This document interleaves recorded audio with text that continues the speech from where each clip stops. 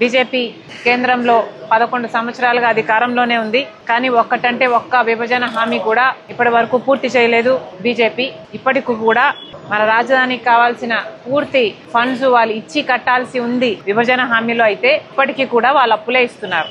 Polavaram project జాతీయ ప్రాజెక్టుగా పూర్తి చేయాల్సిన బాధ్యత కేంద్రానిదైతే ఇప్పటికీ కూడా 45 మీటర్లలో కాదు 41 మీటర్లోనే దీన్ని పూర్తి చేయాలి అని పార్లమెంట్లో చెప్పినా కూడా వైసీపీకి చెందిన ఎంపీలు కానీ, టీడీపీకి చెందిన ఎంపీలు కానీ, జనసేనకు చెందిన ఎంపీలు కానీ ఏ ఒక్కరూ నోరు విప్పలేదు. ఇలా రాష్ట్ర ప్రయోజనాలను బీజేపీతో సంబంధాల కోసం అటు వైసీపీ అయినా, టీడీపీ అయినా, జనసేన అయినా ఈ నాయకులందరూ వాళ్ళ స్వార్థ రాజకీయాలు చూసుకుంటున్నారు తప్పితే రాష్ట్ర ప్రయోజనాలను బీజేపీకి తాకట్టు ఎప్పుడో పెట్టేశారు. కాబట్టే ఈరోజు కాంగ్రెస్ ఎదగాల్సిన అవసరం ఉంది. ఎందుకంటే ఒక కాంగ్రెస్ పార్టీ మాత్రమే ధైర్యంగా, నిజాయితీగా బీజేపీని ఎదిరించి ప్రశ్నించే సత్తా ఉన్న ఏకైక పార్టీ ఈ రోజు మన రాష్ట్రంలో ఉన్నది ఒక కాంగ్రెస్ పార్టీ మాత్రమే.